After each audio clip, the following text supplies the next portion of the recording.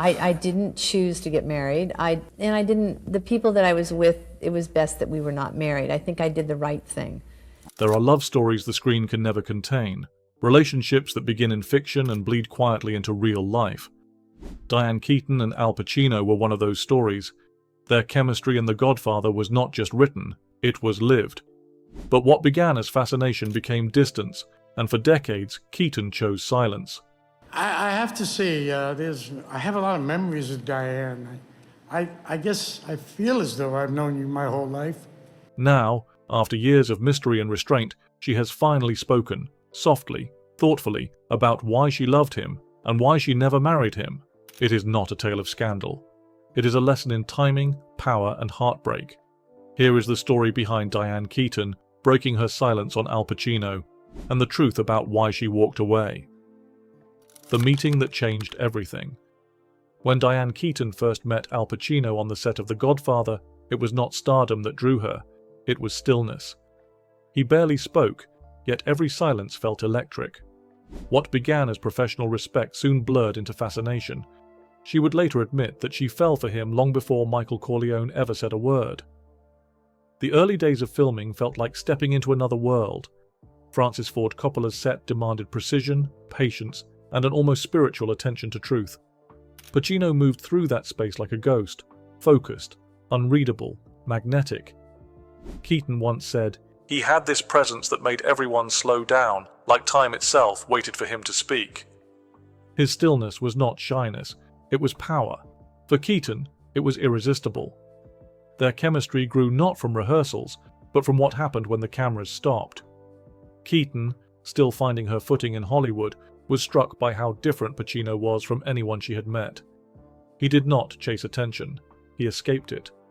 Between takes he would stand apart, reading quietly, or lost in thought.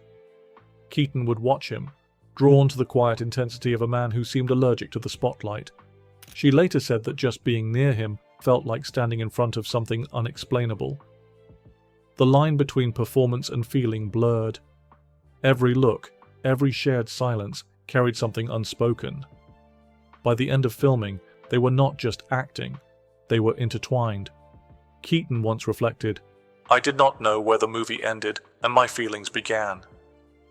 It was not fame that tied her to him, it was gravity, the kind that pulls without asking. For Diane Keaton, that meeting was not an introduction, it was the beginning of everything that would follow. The Godfather years of unspoken emotion. Their connection deepened through the Godfather trilogy, where art began imitating life. On screen, they portrayed a marriage consumed by distance and deception. Off-screen, those same shadows followed them. Each scene built intimacy and pain, leaving Keaton both captivated and haunted by the quiet mystery of the man behind the role. The longer they worked together, the harder it became to separate their characters from themselves. In interviews, Keaton admitted that every time Pacino looked at her on set, it felt like he was someone else, and somehow that made me want to know him even more. The tension between fiction and reality blurred until it no longer mattered which was which. Between takes, the silence lingered. Crew members recalled how Keaton often stayed near Pacino, even when they were not filming, sometimes sharing a cigarette, sometimes saying nothing at all. Their chemistry was not fueled by words but by awareness. Francis Ford Coppola noticed it immediately, later saying that their off-screen energy gave the film its most human edge. For Keaton, each scene with Pacino became a confession she could never give off-camera. But behind the beauty was pain. The emotional distance required for Michael Corleone's coldness seeped into their real relationship. Keaton once reflected, "He was disappearing into the role, and I could not reach him." It was as if the more deeply Pacino became Michael, the less of him she could love. Every take, every look across the table was both connection and farewell. By the end of the trilogy, the boundaries between them had evaporated.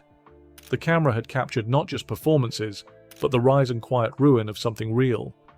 A love defined by tension and timing. Their romance was magnetic yet fragile. Pacino's need for solitude often clashed with Keaton's search for stability. He was withdrawn, contemplative, and unpredictable. She was open, expressive, and ready for permanence. Together they burned brightly, but never evenly. Their love thrived on passion, but suffered under the weight of what neither could change. They were opposites, drawn by curiosity but tested by temperament. Keaton loved conversation, warmth, and presence. Pacino loved quiet, control, and work. He lived inside his characters, and when the camera stopped rolling, he needed to disappear. Keaton once said, "I was in love with a man who was never fully there." Her voice carried affection, but also fatigue. Friends described their relationship as a constant negotiation. Pacino, consumed by his craft, often vanished for long stretches, leaving Keaton waiting for calls that rarely came. When he returned, it was with an intensity that made her forgive everything. That rhythm, distance, longing, reunion, became their pattern.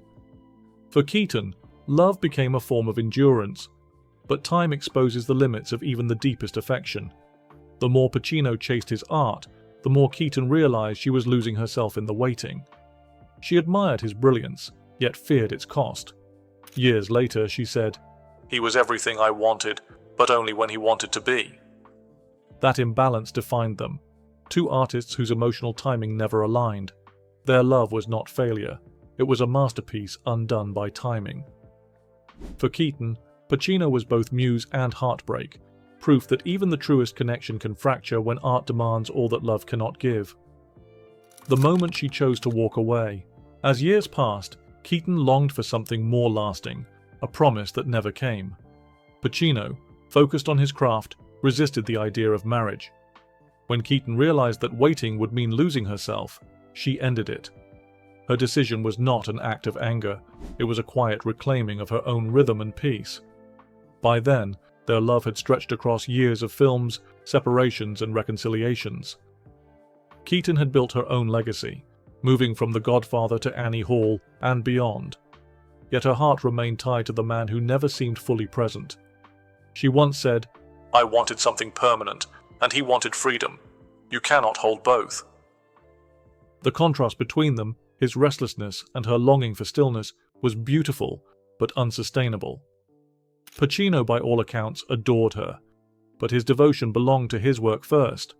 He immersed himself in roles that demanded everything, leaving little space for domesticity.